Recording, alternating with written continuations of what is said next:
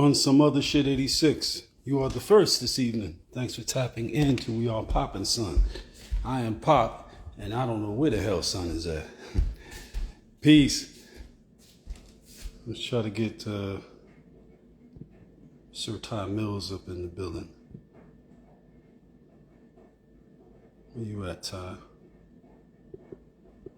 There's no telling which one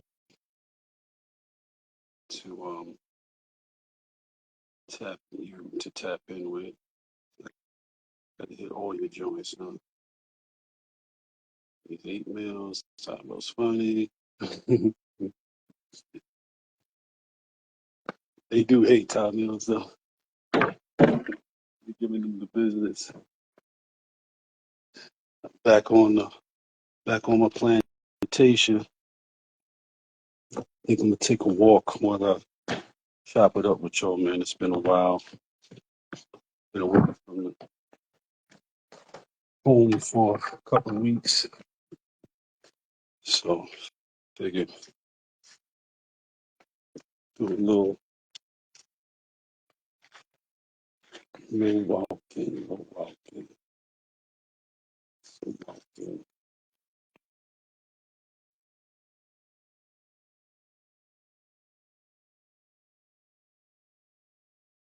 Which one of your pages you tapping in with? I just invited Life of Mills. I invited They Hate Mills. I invited Ty Mills Funny. Life of Mills it is, huh? Life of Mills it is. What's happening? What's going on, LS? Peace. What's up, son? What the word is? Just getting out to the gym. Okay. How'd it go? It was good. Good workout. Excellent. You work out by yourself? Oh, yeah. That's what's up. Ain't nothing wrong with it. Sometimes some of the homies, they come in there and work out with me, but you just go a little bit harder. You more consistent, so you find yourself not doing it, waiting for other niggas. Yep, that's facts. That's anything. That's life. You know, it's good to have people to travel with, move with, do your thing and shit with, but at the same time, if you wait for people to do whatever it is you want to do, oftentimes you never get around to fucking doing it. You know? And like fuck that. If you go alone, you go faster. If you go with others, you tend to go farther, but they got to be with it like you with it, though. You know? Paul or Agbu, welcome. See, here for the medicine while I'm recovering financially and focusing, huh?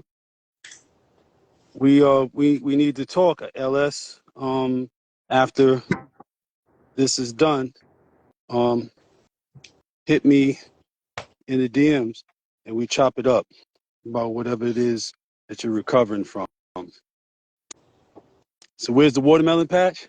Or the watermelons will be next season when that greenhouse is up. That's what one of the reasons that we were clearing the land. We could put that greenhouse up. Get that greenhouse up, and all that shit will be up in there. Right now. What up, Trey? What's happening with you, man? What's up, Andre the Poet? I just got back, like I was saying, I just got back. I went to New York, went up there to meet with Courtney Brown Jr. Out of Detroit, and Al Prophet out of Detroit, and went up to New York to shoot some content for this documentary that's a follow-up for a documentary that Courtney did, I believe, injunction with Al some time ago, um, called Motown Mafia.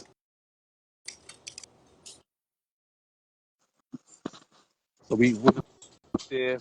I met them up there. They shot my part, and then we tapped it with a few other people. Went to go and I introduced him to Branson. Got Branson on camera, which used to be impossible. For real. Yeah, it used to be impossible to get Branson on camera, man. You know, I knew he would eventually catch on. It's a lot of that old school shit. And I've been thinking about some of the things I wanted to talk about today. And that kind of leads into something that I wanted to discuss. I'm watching all of my carbon sitting here while sitting outside while I was gone. And the birds decided to have a defecation movement, a collective defecation movement on the motherfucker. But yeah, getting Branson to move and to do things to bring his brand into the 21st century, which I've been trying to do ever since the Don Diva days, has been very, very challenging. It took a long time for him to basically wrap his mind around the fact that times have changed. Took a long time for him to get his mind wrapped around that. And that's typically what happens. Like that happened to a lot of the people who are my seniors by 15, 20 years, who are also my peers, you know. They operated by the rules and the belief systems that I was raised on, you know, bear no witness, uh, don't talk about nothing, especially in the presence of non-initiates, people who ain't down.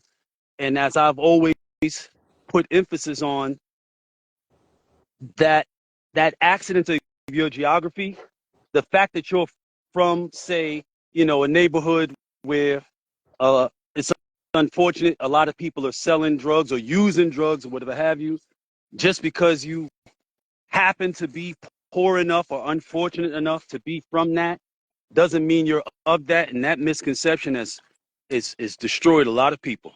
A lot of people have destroyed their lives. Craig Hodge Jr., what's happening? Somebody asked how old was Branson. Branson is in his mid, going into his latter 60s. He's approaching 70. He's not 70 yet, but he's approaching 70. He'll be 70 within the next couple of years, few years. I know exactly how old he is, but that's he's getting to 70, not too long from 70. And wow, my car must have really pissed these birds off. They made a project out of my shit. I've never seen this, and it's always in the driveway. And I've never seen so much bird shit on my fucking car. It ain't like it's parked under a tree. They had to deliberately have like a group bowel movement while they're passing over. Like, what the fuck? But what I'm saying is, Branson, like a lot of the older heads, resisted all the changes that were happening as it related to our culture, right? And it took a long time for him to get his mind wrapped around what I was telling him in terms of like things like, look, your name is out there. Like you haven't had any major crime or legal issues or nothing like that. So, you haven't dealt with having your shit a public thing. Because when your shit is a public thing, when I say when your shit is a public thing, this is what that means. If you get arrested and your shit makes the paper and you have a court case, those court records are public. The newspapers, public news. Once that happens, anybody can write about you, write stories about you, write a whole book about you. Anybody, because now it's in the public domain. They don't have to know you. They don't have to have any connection to you or any of that shit. There's a dude, some English uh, journalist, who wrote a book called Sex, Money, and Murder about sex, money, and murder. He's from fucking England.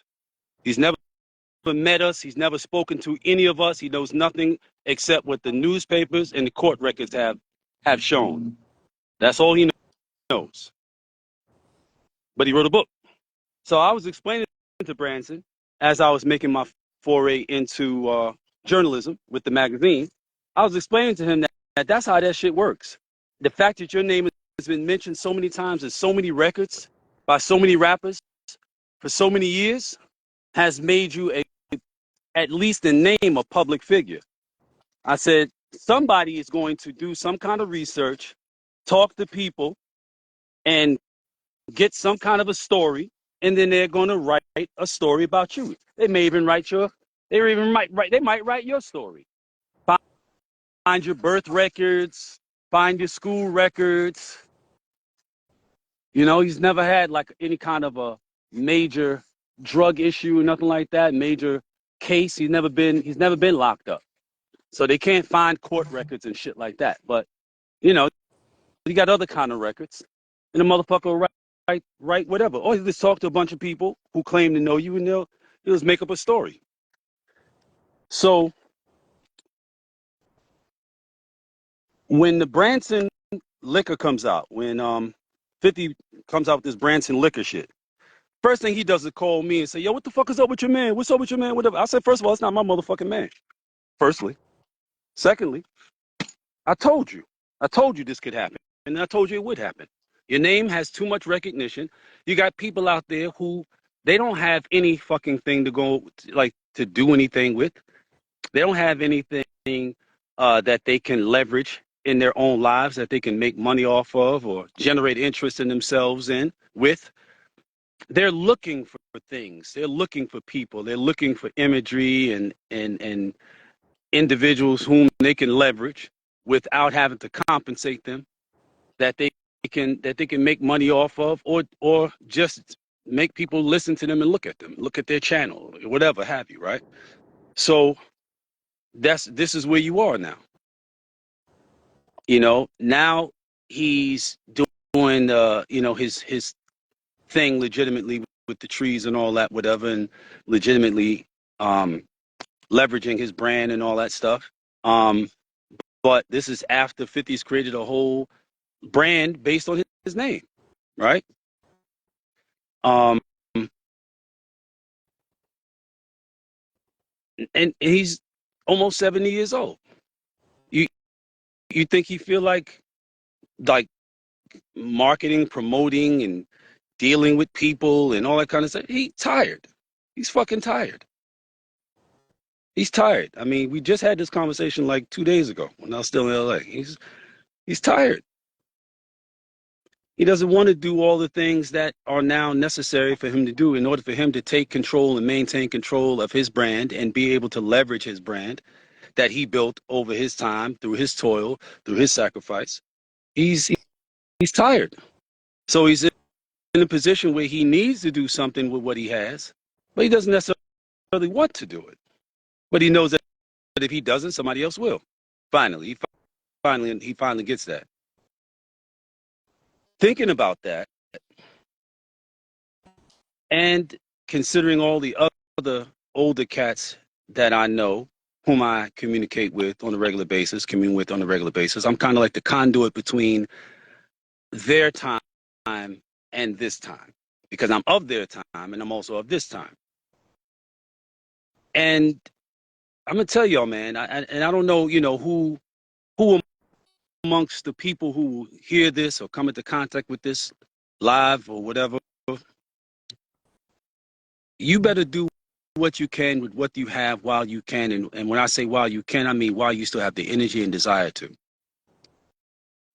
Whatever it is you're giving your time and attention to right now, that's expense. You are expending your time and attention. You have but so much. You have but so much endurance in you. It's like raising children.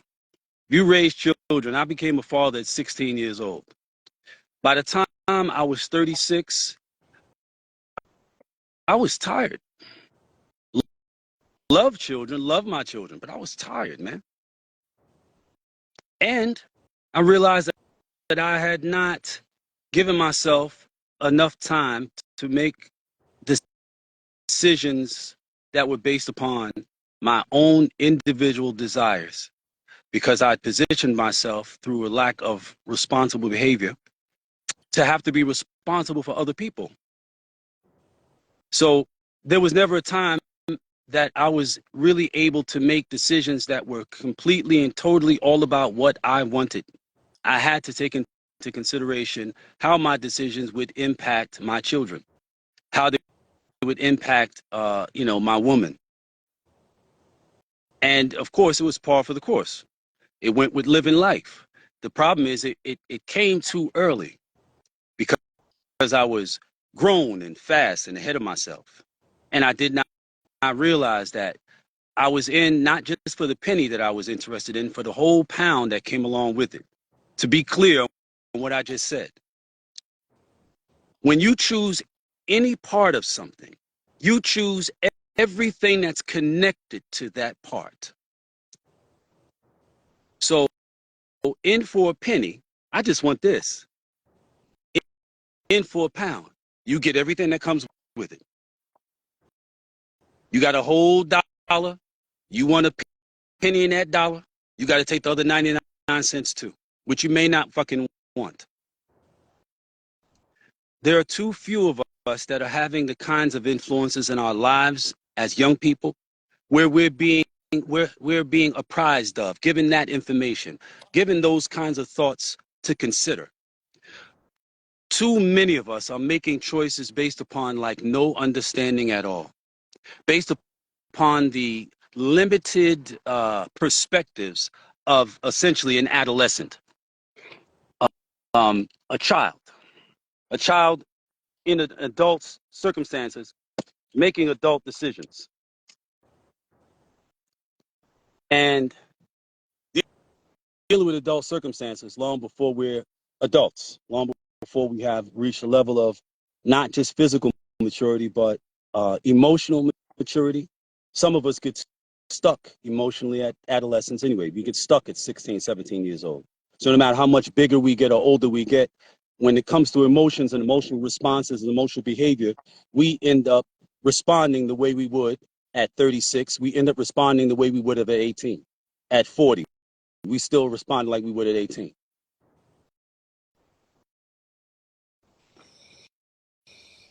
I've watched a bunch of these people who are older than me get to the point of 72, 3, 4, 5, 77 and shit like that.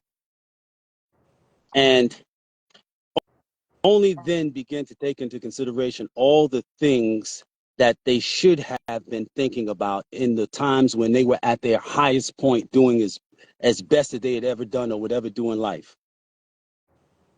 Almost none are in a good condition. And they made millions. They made far more money than me, far more money than most people who will ever be in the game will ever make. And they are all but broken. So this is a warning. This is a warning to all you fast talking, fast moving, hard hitting, badass motherfuckers. Like, listen, if you do not take advantage of whatever opportunities you have, and if you do not value that money that you are risking your life and your freedom and your fucking sanity for, and you don't happen to be fortunate enough to die at the height of your fucking career, fate got some fuck shit for you. Understand this. I speak to these old heads on a regular basis.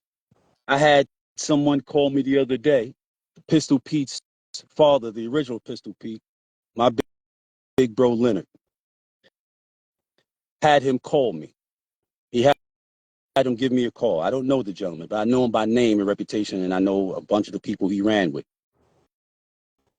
And he's 71. And I'm having this conversation with him because Leonard had him call me for a specific reason about a specific thing that he's dealing with. And Leonard understands my expertise and insights, my experiences, and what I'm qualified to do. He understood that the guy needed something I have. He didn't really make it clear to the guy why he was telling him to call me. I knew that because the guy didn't know specifically what to ask me for.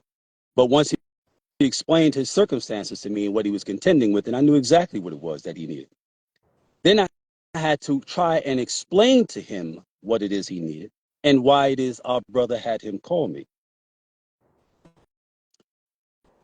71 going on 72 years old. And college educated. Went to prison for a long time, but he got his college education. He was so clueless about what it was he really actually needed. And in the moment of me just meeting him, just engaging him, never having spoken to him before, I am trying to explain to him that the value is not where he thinks it is. Where he thinks the value is based on some misconception that he has gotten himself very attached to. So anything I'm telling him that doesn't align with whatever his conception of what is important is going in one ear and out the other, because he has grasped on tightly to this idea of this is what it is and this is what I need and this is what I need to do. I said, well, if you were actually correct in what it is you think you need to do and what you actually need, then you wouldn't be talking to me. You'd be pursuing that.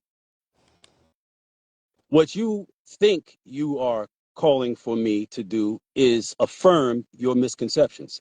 You want me to tell you that you're right, but you're not. You want me to tell you that the things you're thinking are correct and on point, but they aren't.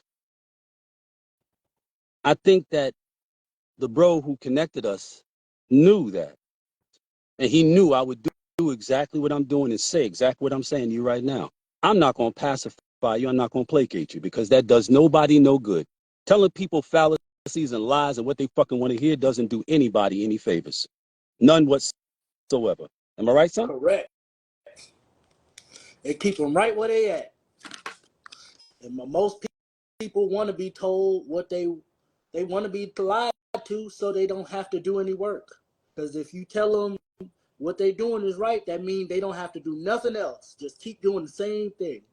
People don't want to have to do anything else. They don't want to self-correct. They don't want to self-reflect. They're perfectly fine with being wrong, but being empowered in their wrongness. How does that, Sufian, I just started using the soap today. How does that, what up, Double? Double is back. Frank Matthews, what's happening? Critical thinking has been absolved.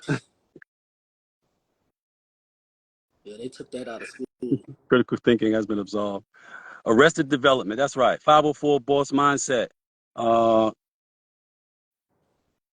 Shelly Las Vegas, thanks for tapping in. I've not seen you before. Thank you. Thank you, 504 boss mindset. You know, I don't know why other people do these kinds of things, like get on these platforms or these devices or whatever and say what they have to say.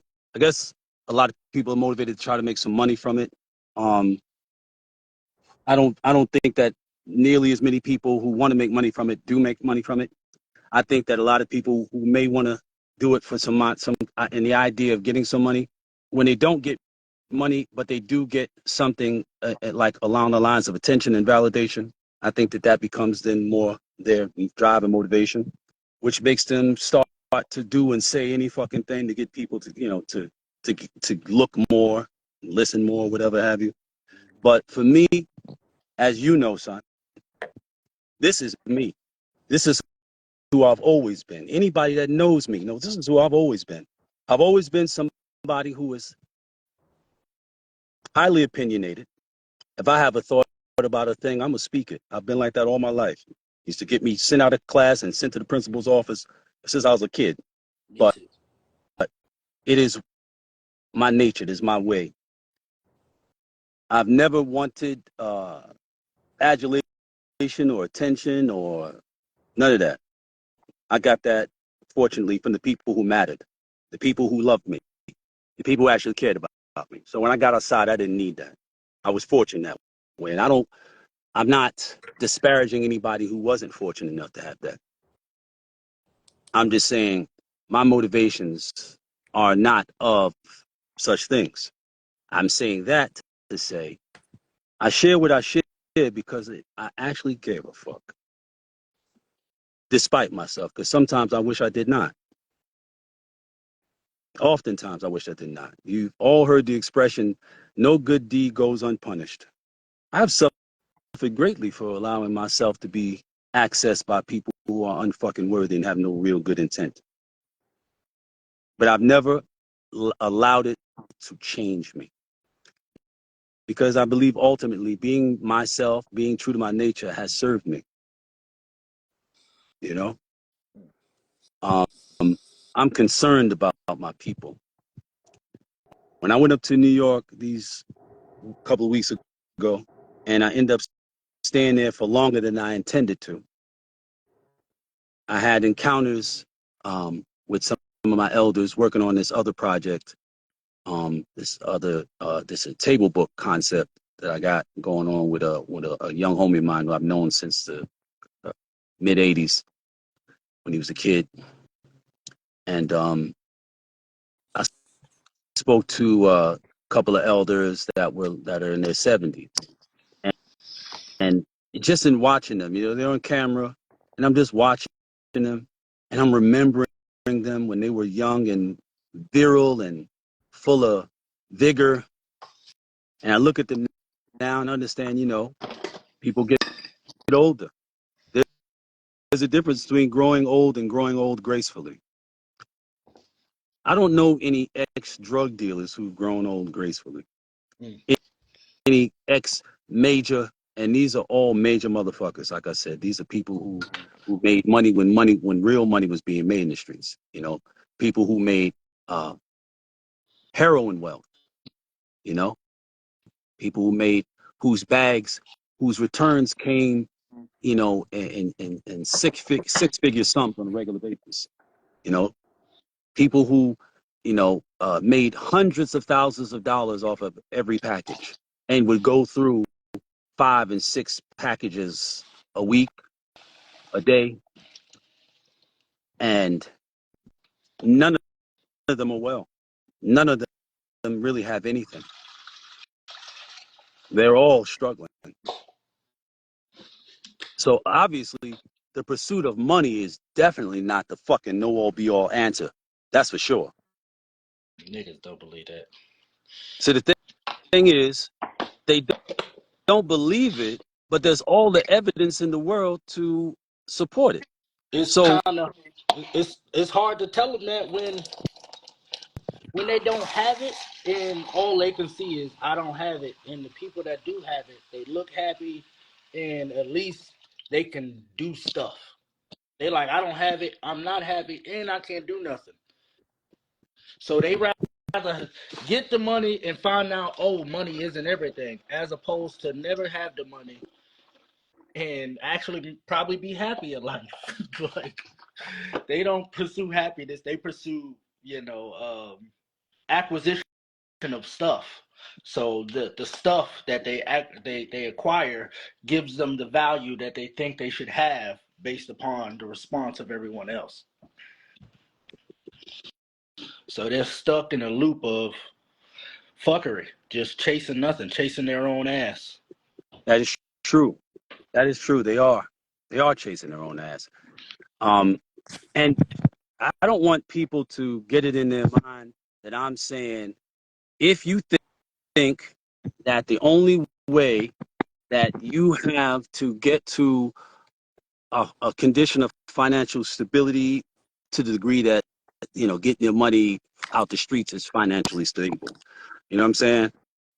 If you believe that's your only way, and for some people, they may not have proximity to any other opportunity. That might be their only way. As a young man growing up in the 70s, um, there was nothing that I was seeing that was inclined to give me access to, making the sums of money I was already aware of, which is a big difference. Like I was already aware of the tons of money that there was to be made in the world. A lot of people in the environment I came from never saw more than a few dollar bills until they most people like never actually in real life see large sums of money. They never seen money that stands up at waist high from the floor. Never. In person, never ever. Never ever ever. But in the 70s, I saw that kind of money as a regular occurrence. So I knew for sure that that kind of money could be made in this particular lifestyle. I didn't think there was anything else I wasn't aware of anything else that I could gain access to as early as 13 years old that would enable me or give me access to that kind of money. But kids growing up in the last 20 years, that's not the same. It's not the same case. It's a lot of things that they have seen, that they have been able to witness other people make great sums of money from that don't require them putting their lives on the line. So if you're in a place in some part of this country somewhere where you don't see any other opportunity for you to make, the sums of money you want to make, and that's what you think you need to do. If that's what you think you need to do, that's what you think you need to do. That's what I'm saying is this. It does not assure you, no matter how much money you make, it does not assure you a great final outcome. As I've said, the people who I was with and spoke to over the last week or so, or the week or so that I was up in New York, they made millions of dollars. They're barely surviving right now. And I remember them when if they dropped $1,000 on the ground, back when $1,000 could buy you what $10,000 to buy you now, it was so unimportant to them, they would just leave it there, leave it for the sweeper. They would not pick up no amount of money off the ground. They dropped it. They wouldn't pick it up. If I tried to pick it up, they'd be like, don't touch that. Leave that shit right down there, no matter what it was. Leave that shit right down on the floor. I grew up with those attitudes, and I've watched how they have not served people. If not served people, they serve me. So what I'm trying to impart to people who do not have proximity to these types of people, experiences, and the wisdom that comes with that is that no matter what it is you think you got to do to get you some money, when you get that money, you'd better act like it is the last money you're going to get, and you got to make it last. You got to make it work. You got to make it grow because you do. And if you don't, you will wish to fucking heaven you did, motherfucker. I guarantee you that. You will wish you did. I listen to them very closely when I'm talking to them. I look at them very closely. I videotape them. I hold my camera, my phone at like this level, like that, pointed at them, and I just talk, and I just listen to them talk, and I capture them, and then I look at their videos later, and I study their body language, I study their facial expressions, I think about what I know about them, what I experienced about them, and I'm constantly reminded of how fragile this fucking existence is. It don't take much to fuck your life all the way up, man. So if you out there risking your fucking life trying to get $2, whatever, you need to act like it.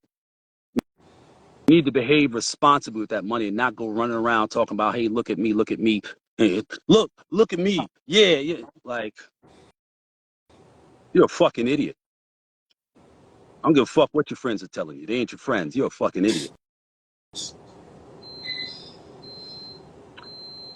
You know, if you're fortunate to survive, if you're fortunate not to give the penile system a third of your existence, which most of them did, if they're in their 70s, they gave 20 some odd years to years to the penitentiary. So if you're fortunate to get through your experience without having to do that, and you're fortunate in the process to make some fucking money, you owe it to yourself to learn a way to transfer whatever you're able to get into something that requires you, that doesn't require you to continuously put your life, your liberty, and your limbs on the line. I don't know how to say it any plainer than that. And, you know, when I say stuff like that, my son is thinking, these motherfuckers ain't paying no attention, pop. What the fuck you talking about? But you never know.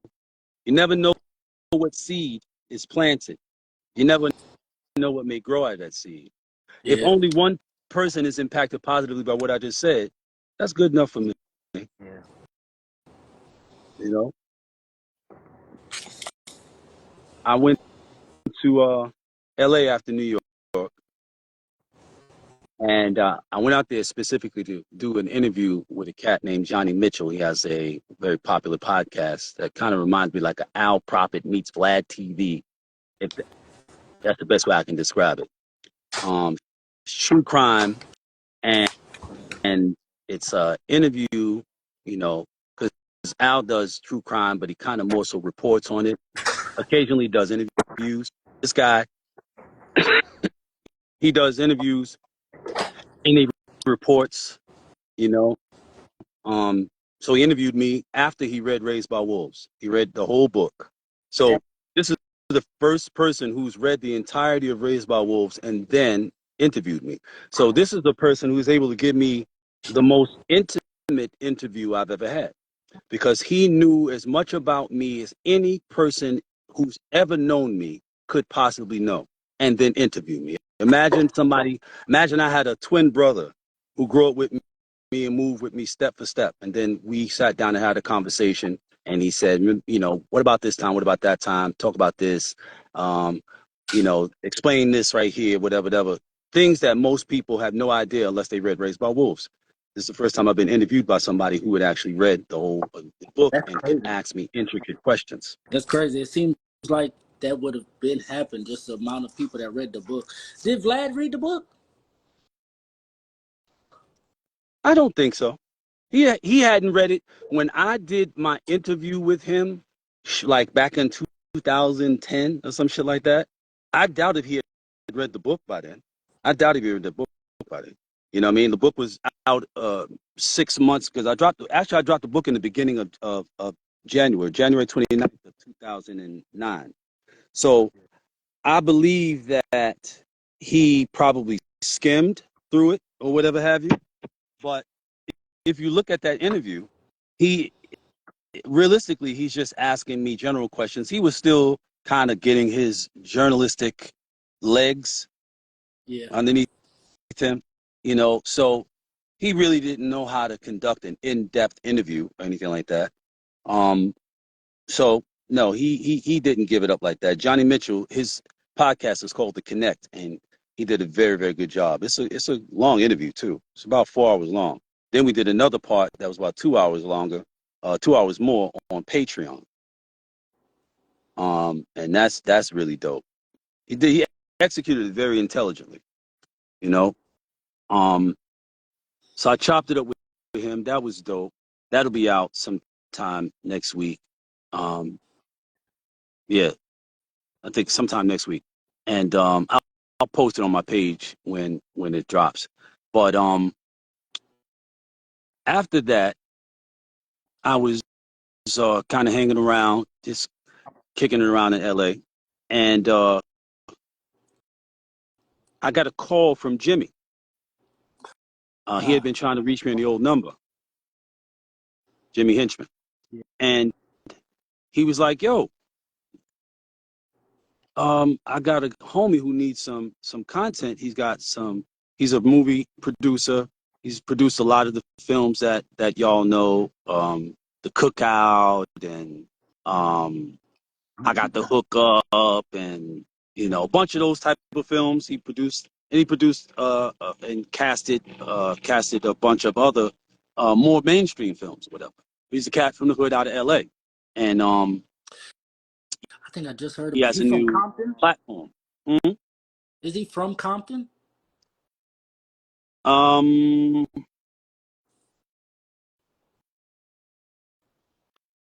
I'm not certain.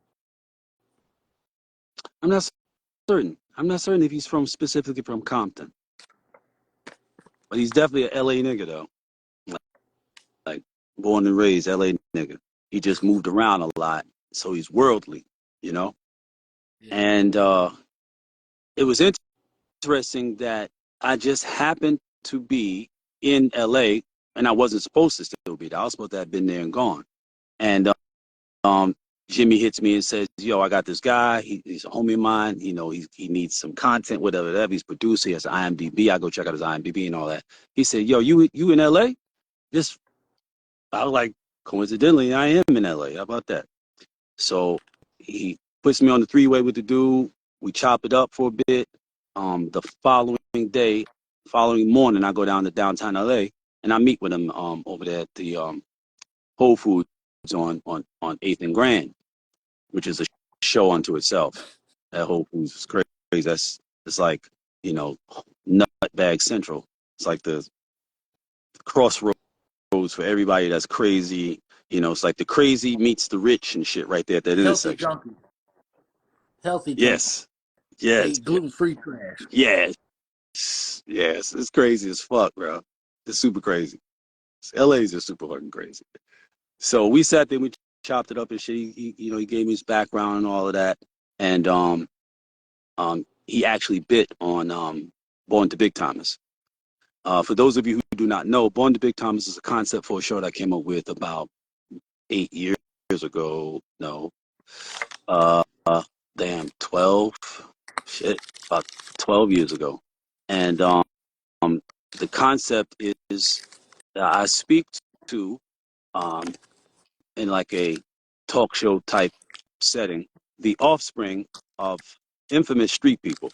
So the people whom I've done stories on in my magazines and stuff like that, on my podcasts and interviews I've done on my YouTube channel. Their children, the children of Alpo and Rich Porter and Griselda Blanco and Frank Lucas and those children.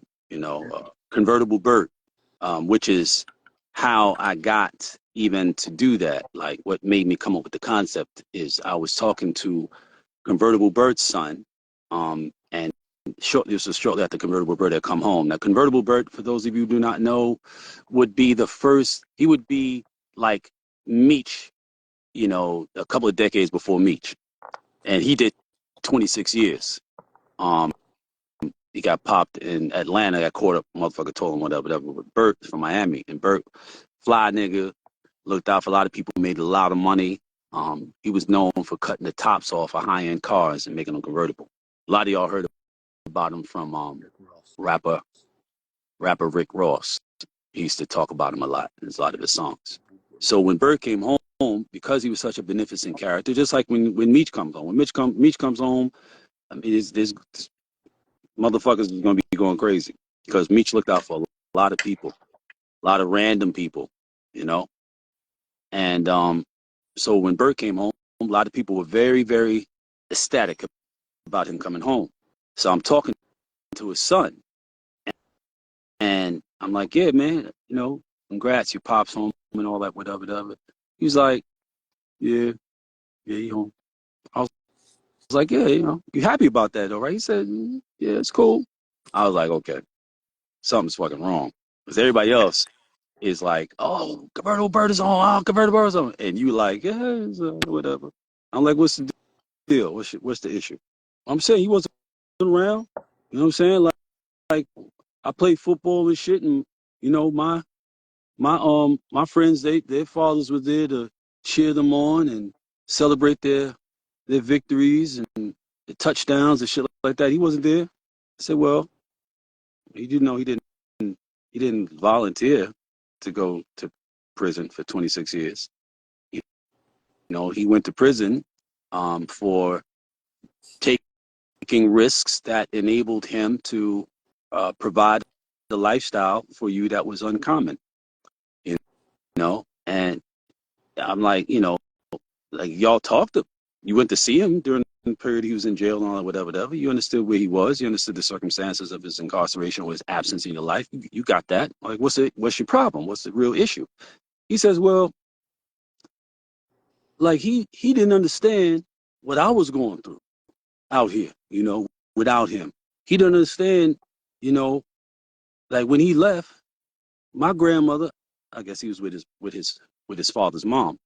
My grandmother, she wasn't able to look out and take care, and things was getting bad, and I go to see him or he'll call and I'm trying to tell him this, tell him what I'm dealing with, whatever, and he acted like it's all good, like I should be fine because I'm out here and I'm his son, so I should be fine.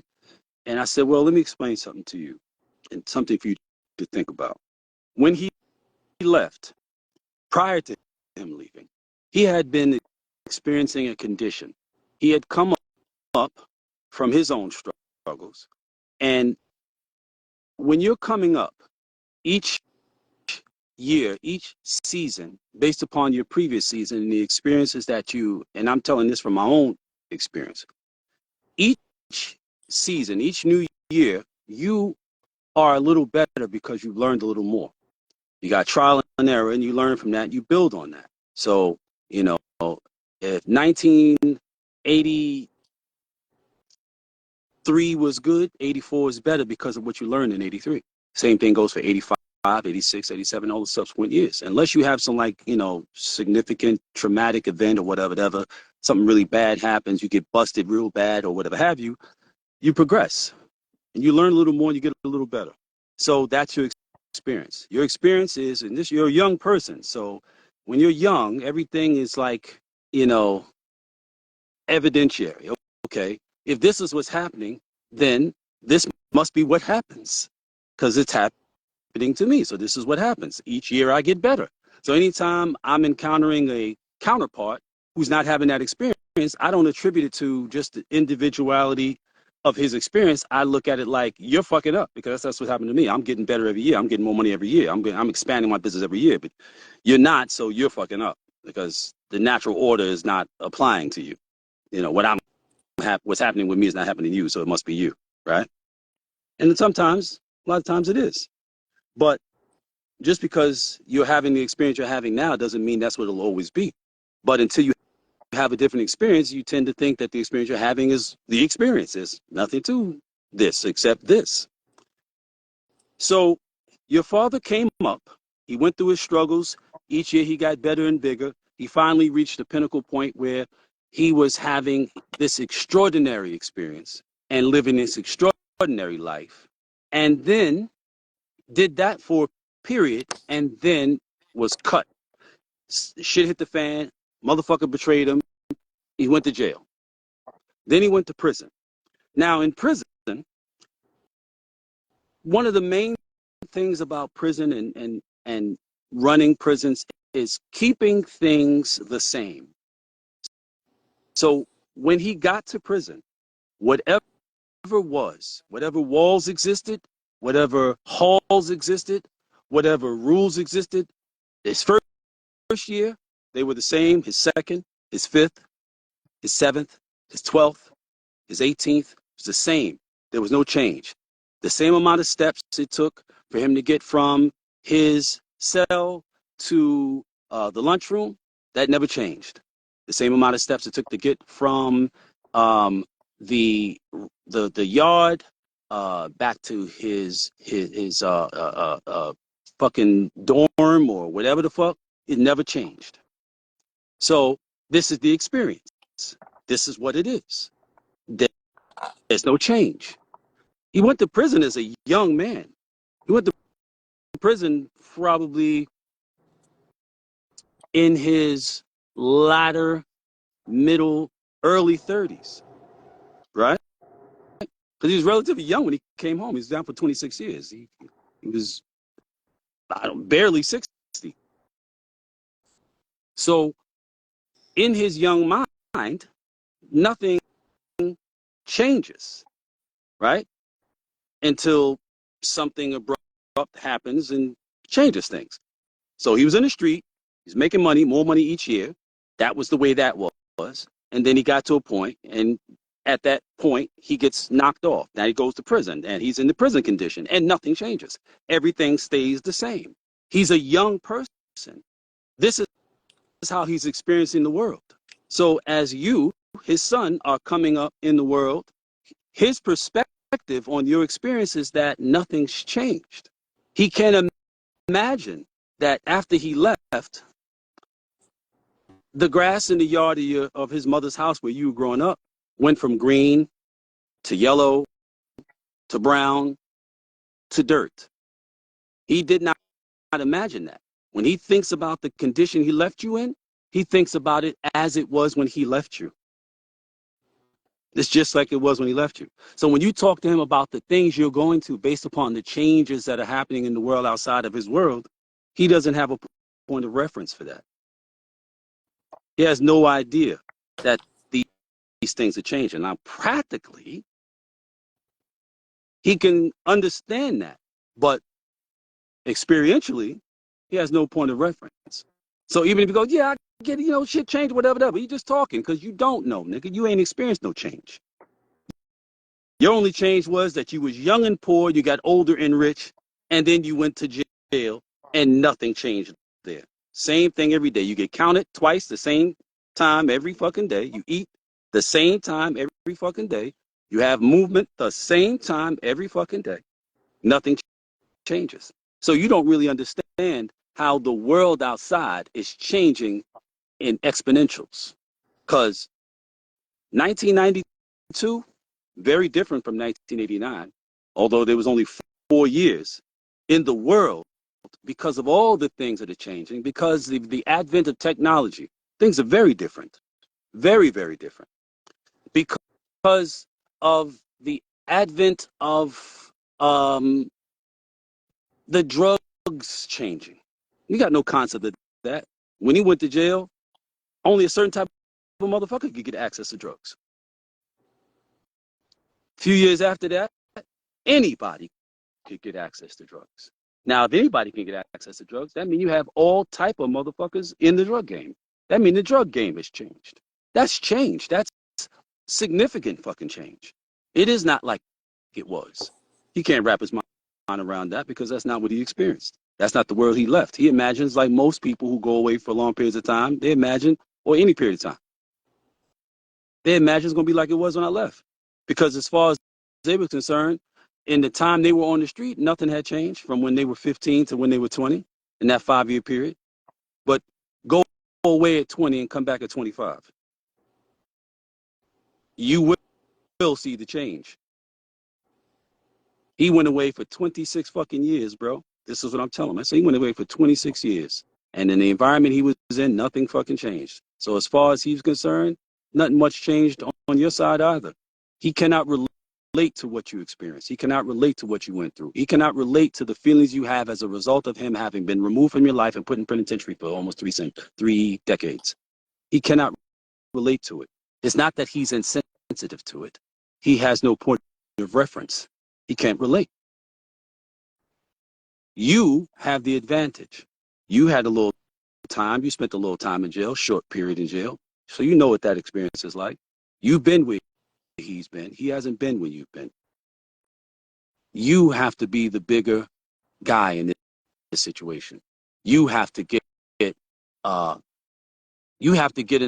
position where he can understand where you're coming from. You have to bear the burden of responsibility in this case. I said, get your father on the phone tomorrow, man. We're gonna get on the phone. We're gonna talk. I did the same thing with Alpo and Gumby, his son. And Alpo was like, I can't relate to him. I didn't have a father.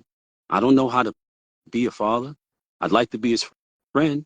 He said this with his son on the line. I'd like to be his friend, but I don't know how to be a father. You know?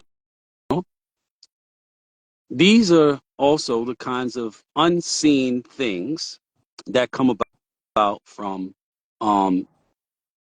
these kinds of choices, this street choice, which is one of the reasons that Born to Big Timers as a concept is so important, because it speaks to and addresses those unseen impacts on our families, on our children, that are never talked about. And that lack of conversation causes people to have the same experiences over and over again, year after year, generation to generation, because nobody is addressing these things. Nobody's bringing these things to the forefront. These problems, these issues are not being discussed in a way where somebody who is looking at a convertible bird, or looking at an Alpo, or looking at a Cavario and saying, I want to be like that guy. When they see, the things that we're able to do for our loved ones, you know, you know, just imagine how many times somebody watched you and your brothers sitting in one of those fancy cars and watched y'all get out all dressed the same and dressed nice and all that stuff, and looked at that and was standing there, they 17, 18 years old with their kid, their little kid, whatever, and going, damn, I want to have mines with me like that. I want to do that. I want to be able to rock like that with mine. That sounds cool. It it looks cool, but they don't know that if I were suddenly removed by way of death, incarceration, or drug addiction, that I had been around just long enough to expose my children to a materialistic lifestyle, but not long enough to explain to them the basis of that materialism, or, or the potential downsides of how that materialism in their lives is materialized, how it's produced. I was just around long enough just to expose them to kind of like what's going on and what I do, but not long enough to explain to them the do's and don'ts of it, the detriments of it, the downs of it. So my children end up chasing my shadow, growing up, hearing people talk about, yo, your father, man, I remember back in the days, man, he used to do this and he had that, and we did this and we did that. And you're a young man trying to connect with somebody you don't even fucking know. Like, because, they got killed or went to prison when you was 4, 5, 6 years old. So all you know of them are those few memories you can recall where there was opulence and nice this and nice that, and the things that people who knew them tell you about them. Is all the points of reference you have for them in their life. So now, you or the kid that was watching when you were a kid, watching your father move around with you and so forth, or your mother, um, both you and that kid are both aspiring to create the same exact circumstances that you suffered as a child when you lost that person who was taking those risks and providing the lifestyle for you. You're taking the same exact chances because all you can connect to is that person when they were around, when they were up, when they were free, when they were living, was able to provide a few more pairs of Jordans than the other kids. a few more fancy gifts than the other kids. And nobody ever talked to them about, well, what happened to you, the kid of this street figure? What happened to you when the street figure went to jail when you were 4, 5, 6 years old? What happened to you? What was that like for you? What was the impact on you psychologically and emotionally? What was that like? Nobody talks about that. So it's like it doesn't happen or doesn't exist or there is no impact. And there is. There is absolutely impact. There is absolutely a toll for that. But nobody talks about that. Nobody brings that to the forefront. So when people are considering getting involved, they're not considering that. They're not considering that side of it. They're not considering that by me going out here and taking these risks and doing the things I'm doing, and so I can provide a little more for my child than what was provided for me, and subjecting myself to the potential of being killed or incarcerated, or losing my mind, I am potentially setting my child up for a greater degree of grief than they would have experienced had I not put myself in the position where I could lose my mind, my life, or my freedom. Had I just had I just gone and gotten a job or 2 jobs, or shined some fucking shoes, but stayed alive, stayed healthy, stayed free, and stayed around to raise them and to teach them and to guide them and protect them. Had I done that instead of put myself in a position where for a couple of years, I'm able to provide them with a few more extra things than the other poor people in their neighborhood have. And now in my absence, all they have is the echo of my influence and some idea that they've put together in their mind based upon the story that this one told and the story that that one told and the story that this one told. And they're trying to now connect to me, whom they don't even know, because I left when they were 5 or 6 years old. They don't even fucking know me.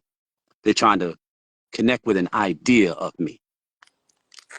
They're trying to be more like the person that they believe me to be based upon the stories they constantly heard about their father, what their father did, your father this and he that, and he this and he that. That's what Born to Big Timers is about. It's about going into that space, that dark closet of pain and despair and confusion and disconnection, and showing people what the fuck is in that closet. So this gentleman that I met with, who is looking for this content for his new platform, it's a streaming platform. I'm not sure that he wants it to be spoken about just yet, so I won't say the name of it. But that is looking at the deer. That is that's what he bought in. He bought, like, he gravitated to immediately because he's focusing on unscripted content, which is, as he explained, one of the quickest ways to build your platform, because like he's given these 2 girls, these 2 sisters, twin sisters that have like 6 million followers. He's given them a show, and of course, that that that gives an opportunity to leverage their following. And I mean, if he only gets uh, 10%, 10%, 6 million, 600,000, and you figure, he's charging $9.99 a month for membership on his platform, uh, well over, a, a million and change a fucking month. You know what I mean? Um, so yeah, that's what came of that, that meeting. So that was a good move, and it's completely unexpected. And I wasn't even supposed to be in LA at that point. Still, I was supposed to be back home by the 18th. You I was supposed to have done my interview by the 15th, and been gone by the 18th. I was going to hang out a few days. I thought your sister was going to be there. I ended up catching up with her on Father's Day in New York, but and I wasn't supposed to still be there either. All of this is because the motherfucker was supposed to be making my arrangements and fucked everything up and had me delayed every fucking way. But the delays, I made the best of them and they worked out. One final thing with that trip to LA that was completely unexpected is that I was going around on Sunday just trying to waste time until my flight, which wasn't until 5 o'clock Monday morning. You know, I'm just going around trying to, do something. People don't know that LA is kind of boring. Yeah. Okay? Ain't no whole fucking lot to do in LA, for real, for real. Trust. Some shopping. Okay. Now that you've done that, then what? You know? Ain't really a whole lot to do. Go to a restaurant. Okay, you do that, then what? So it's really like not a whole lot to fucking do out there, for real, for real. But and then by the way, too, sisters, uh, LA is not Miami Beach. Okay, stop coming to downtown LA in bikinis. Okay, you will freeze your ass off at nighttime in LA. Okay, just so you know. Had one motherfucker tell me, where's the beach at? Where's the beach at? About 45 fucking minutes that way on the highway at 75 miles an hour. Like, what the fuck? Ain't no fucking beaches in LA, downtown LA. So,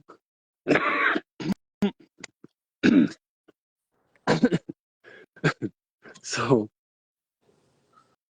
I was moving around, just doing shit. And I went to, I don't even know where the fuck this place was. I was looking for a vegan restaurant. I put in vegan restaurant near me. I was at a motel near LAX thinking I would get an early call to go to LAX. And I didn't. So when I checked out the hotel, I was like, okay, what the fuck am I gonna do now? So when I used to build Don Diva, when I went to LA to build Don Diva, I would walk a lot. That's how I found the retail spot. And then I would get on buses and go in whatever direction so I could see and look where, I might find places to put the magazine. So I just, what the fuck? How many? I done seen like a half a dozen deer just crossing the fucking street. Like, where the fuck is y'all going? Well, my wife better not catch y'all near the motherfucking fruits and vegetables out of that much. Y'all gonna end up on her brother's table. Um,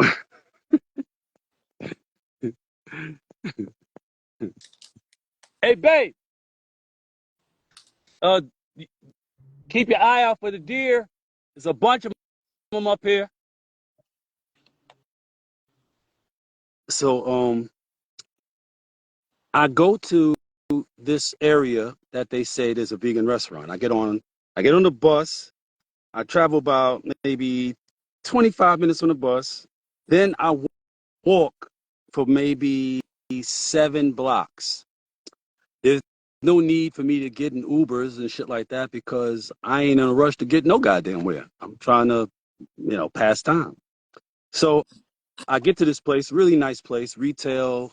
It's kind of like, it reminds me of in Atlanta. It reminds me of Atlantic Station, like that. It's like Atlantic Station type place, but very familial, very family oriented.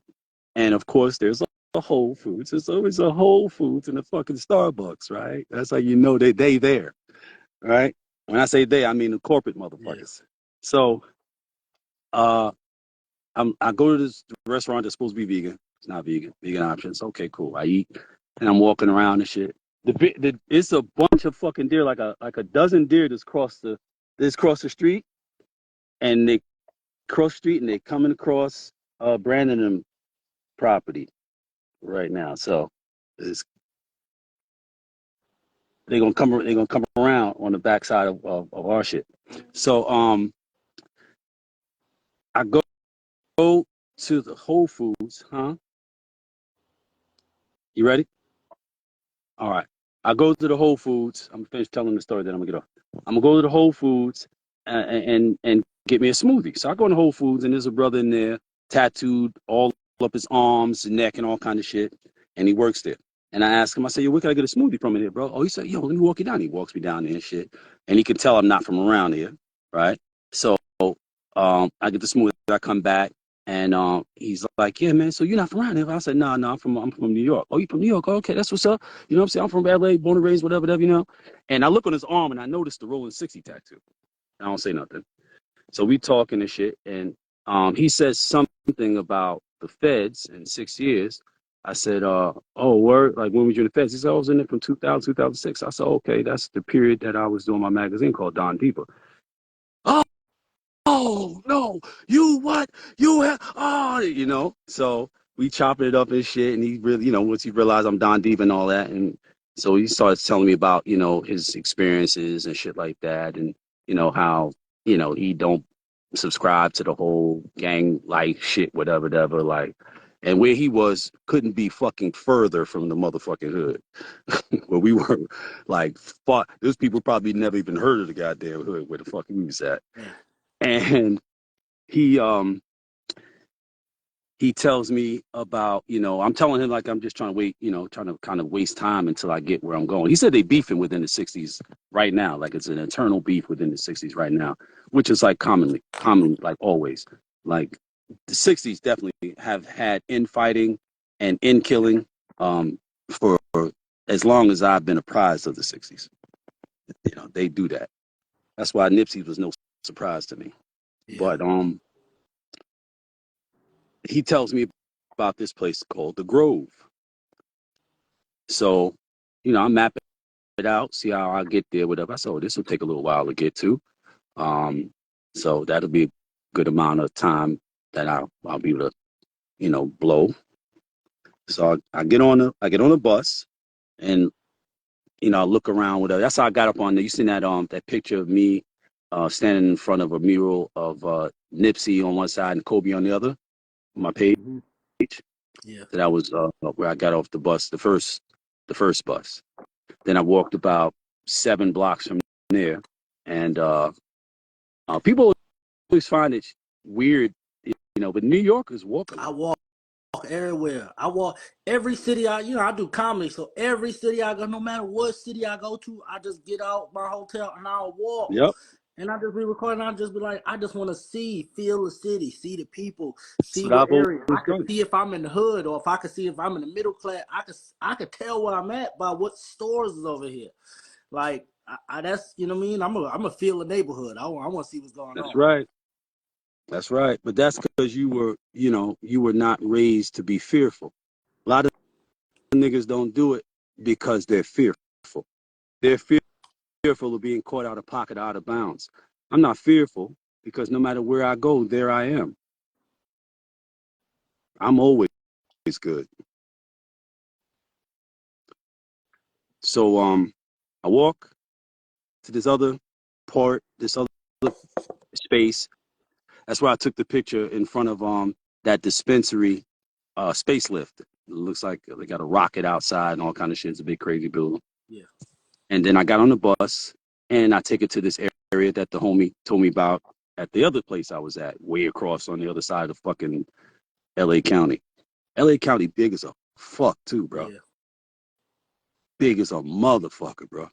For real. It's crazy. So I get over there to this area called the Grove. Um, that boy Drake got a store over there called the OVO store. Very unimpressive. I mean, the store aesthetically is nice, but the shit inside, like, the only reason you would buy it, I guess, if you were like a Drake fan. Because other than that, it's like nothing special. It's anything that somebody would just put their logo on and say, "Oh yeah, yeah, give me that. Yeah, put my logo on that. Put my logo on that." Like nothing special, just something to be there. I don't imagine that the Drake store is gonna, be a staple that you're gonna see a bunch of Drake stores all over the fucking place. Especially after Kendrick stuck the fork in him like he did. But I'm walking around, checking the spot out. It's really nice, beautiful night. And I said, I'm gonna go to movies, and by the time I'm done with the movies, it should be time for me to head to the airport, catch the late show. So I go, and I'm trying to find the movie theater. Now, I'm seeing the signs, but I'm not seeing the fucking movie. So I'm walking. Mind you, I got my roller. I got my, my luggage this whole time, rolling around with my suitcase, but of course it got wheels on it, whatever. I'm rolling around with my suitcase. And I get to a point where I'm like on the outside of this, mosquitoes is having a way with me, by the way, right now, motherfuckers. So I walk around this building, I walk around. I'm like, what? How the fuck how do I get inside to this part where this, what you call it is, where this movie theater is? And I come around to the front, now I'm outside the fucking property. I'm outside the Grove. I'm on the outer perimeter of it. I try one door, I can't get in that door. Then I try another door, and that second door I can't get in. A guy's in there, a brother sees me, and he goes like this. So like next door. So I go to the next door, and it's a door for Nordstrom's. So okay, so I got to walk through Nordstrom's. So I go inside Nordstrom's. I see another brother, he's security. I ask him, I say, yo, bro, which way is to the movie theater? He goes, oh, just cut that way and go left. Okay. So I cut, go left, like he says, and I'm walking, and I hear somebody go, yo. I turn around, what's up? What's up? And I was like, hey, what's up? Figure somebody who just, might just be, oh shit, you black. I'm black. What's up? You know how we do. Yeah. Whenever we see each other someplace where we rarely see others like us, like up in Glendale where I was all week. Nothing but Armenians up there, motherfucker, like I told you. So I seen a few black people after we got off the live, though. I was like, oh, there they go. There they are. Um, so then he goes, Cavario. And I go, oh, what's up? Okay, you know my name. Cool. He goes, yo, come here. So I walk over to him. I said, what's up? He said, you don't remember me? I said, no, from where? I thought it was going to be one of them people going, yeah, you tried to kill me once. you know, you know, I've had those experiences to which I just go, yeah, nothing personal, Yeah. you know, but it was like, no, man, used to come to my hood and be more. And used to come in the Don Diva van, and you would come to my hood, and you used to say how this particular hood, like you'd be like, yo, look, this is like fucking New York right here. And I was like, I know what neighborhood you're talking about. There's only one neighborhood like that. It's on the west side, right? It's like cross street from Mondawmin Mall. And you I'm like, okay, but I don't remember you. But he obviously remembers me. He talked about me talking to him and talking to his crew, and you know, um, trying to open their eyes and basically doing what the fuck I'm doing right now. So he he tells me, he said, I said, well, what are you doing out here? He said, I write songs. I said, you write songs? He said, yeah, I write songs like, Taylor Swift, Shaka Khan, Elton John, Damn. Adele. I said, okay. What? How? What the fuck? He said, yeah, so what happened was after, you know, you used to come through and talk to us, whatever. Um, Short time after that, this is like 23 years ago. This is like '01 when I met him.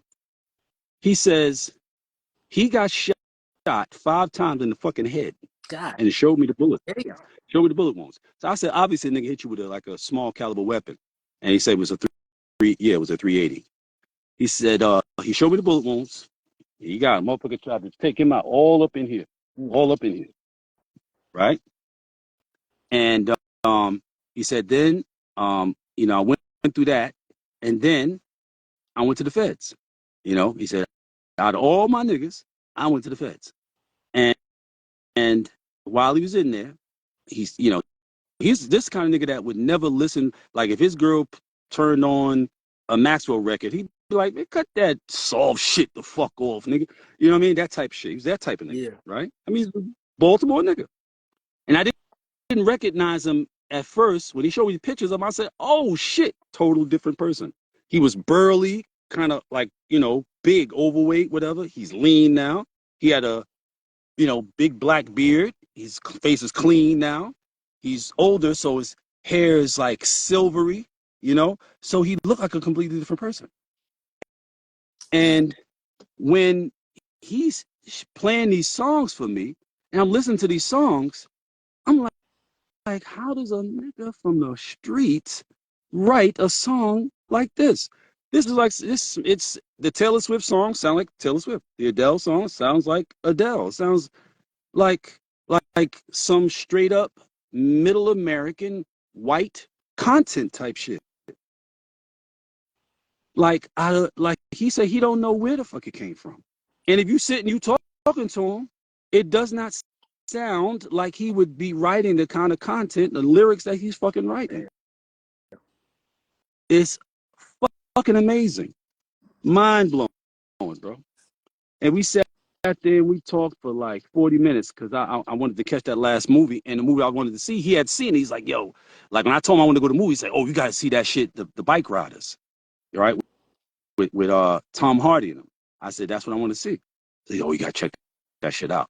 So we chopped it up for a while there. And he told me about how in 1991, when he must have been like 14 or some shit like that, a dude who was like an ex street dude, who had become like a preacher. He said, gold everywhere, pinstripe suit, gators, matching shirt, like pink gators with pink shirt, and but he was on some preacher shit. He said the dude told him, he said, you, what's your name? And he told him his name. He said, yeah, it's you. You're going to go through 15 years where people are going to think you're crazy, but you're going to write big songs and be introduced to kings and queens. People where you're from are not going to understand you. They're not going to appreciate what you do. They're going to think you've gone crazy. But you are going to, when that 15 years is up, you're going to be wealthy and successful. And rich people are just going to give you money. And that is where he is. That's the experience he's having right now. Yeah. It's fucking unbelievable. So I've already began to do the outline for his what you call it, his it's got to be a mini series. Do a mini series for him. Now this is the thing. This is the thing that I want to leave y'all with. I want you to think about. Consider this. Consider this in your own lives. The likelihood of me being in that place at all is not very likely. I wasn't even supposed to still be in LA, let alone all the fucking way over there, wherever that place was. I don't even know where the Grove was in relation to downtown LA. I have no idea. For me to have, instead of going through the front door of the movie theater, had I gone through the front door of the movie theater, I just went in, went to the movie theater, went to the movies, saw the movie, left. For me to have tried two other doors, walked around an entire fucking complex, tried two doors, and then go through that particular door at that particular time where he happened to be sitting down, charging his phone, which he was just out taking a walk. He lived across the street. So it was more likely that he would be at home charging his phone. How you doing? Very well, thank you. Thank you. um, the likelihood of me being there, coming through at that time, him being there at that time, the two of us ever come into contact with one another, him not dying on the motherfucking streets or rotting in a jail in fucking Baltimore based on the trajectory he was on. There's so many things that are more likely to have happened to prevent us from ever coming into contact with one another. He could have been looking down at his phone when I passed by and never For even real. noticed me.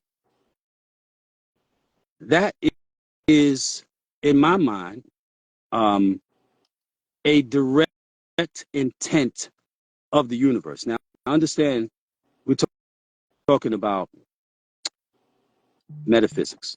We're talking about, on a simplest, term, attraction. We, all of us, are constantly calling out for something, some kind of condition or circumstance, opportunity, whatever, right? Whether it's, you want a wonderful, loving relationship, or you want a great opportunity where you'll be able to make money and have an experience you want to have, but you're calling out for something all the time. Whether you're saying it out loud, saying it in your meditations or prayers if you want, you're calling out for something. Whether you're just thinking about it all the time, we are constantly calling out for something. And the universe responds to that. The universe responds to the frequency that we emit the most. That's why I say, don't think about the things you do not want. Um, don't speak about the things you do not want. You don't want them. What's the point in giving them any time, attention, energy at all? Because you will attract what you think about the most. Because the universe doesn't make a determination about the good or bad of what it is that you're calling for. It only responds to the intensity of the frequency with which you call forth things. Right? Worry is prayer for what you don't want. Don't worry about shit. I am calling out for things, opportunities to manifest. That's why I happen to be completely unintentionally in LA at the time where Jimmy happened to fucking contact me and happened to be where I needed to be when this opportunity presented itself, and I was able to make a face-to-face as opposed to being on the phone with a motherfucker. On the phone, who knows? There might not have been enough of a connection for him to feel like, yeah, this Born the Big Time thing is something that would work well for my network, and I want to go with it. Let's do it. Ain't no. I'll think about it. Let's do it. We're doing this type thing, right? That might not have happened if I had not been there in person. Um, um, my going through all of the trouble of getting all the way to that place that I'd never fucking heard about, and then going through, whatever I had to go through to find my way into that place, and then happening to cross that point at in that place at that time where he happened to be there and happened to be looking up and not at his phone and see me and remember me just because I used to come to his hood and just talk to him and his homies. He's like, nobody did that. Nobody, we never saw other people from other places come to where, you know me, you know how I get down. I get in nooks and crannies. I go to places that people do. Motherfuckers from where he's from, but not from his neighborhood, ain't been in that cut that I used to be in with them. Because if you ain't one of them niggas, you don't go over there. But I'm one of them niggas, wherever they at.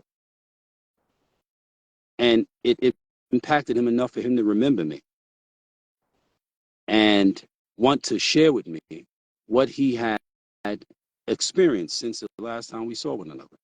And he was calling out for something. What he was calling out for and what I was calling out for aligned in such a way as to bring us back at this point of intersection in our life paths. There was some point that our paths were doing what they were doing, and I'm on my trajectory, and my life started long before his. I'm 11 years older than him. So my life started and it's moving, and then his life started. And at some point, our lives intersected 23 years ago. And then they did this. And then all these years later, 23 years later, here they go again. Wow. Pay attention is what I'm trying to say. These kinds of things are happening in your lives every day, all day. But you have to pay attention. You have to pay attention. You cannot constantly be distracted and short-sighted and not paying attention. There are no coincidences. The word coincidence was put in place of the actual understandings. So instead of explaining to people how these things work, the people were given a word that just explains it away and says, don't look any further, don't look any deeper, don't think any more about it. It's a coincidence. That's all. Go back to sleep. I'm telling you to wake the fuck up. There are no coincidences. And what you're calling out for, what you're thinking about constantly, What you want wants you. Don't make the mistake of thinking that something you've never had before, that you would know what it looks like or feels like when you get it. If you've never had it before, then you have no idea. So when you have these encounters that you think are so like bizarrely coincidental, that's a point at which you need to pay particular attention. Because what could be happening is that what you've been calling out for, what you half don't think is ever really going to happen, but you can't stop wanting it, it's probably happening. And if you allow your preconceived notion, your idea of what it would be like or what it would feel like when you got it to get in your way, then you won't see it. Because you'll go, that's not it. Because when it comes, it's going to feel like this. It's going to look like this. Well, how would you know if you've never fucking had it before? Open your eyes. Open your mind. I'm going to jump, son. I miss my baby. I've been gone for too long. All right. I love you. Love you too. All right. Remember, y'all, think critically so that you may live wonderfully. Peace. Mind plug out.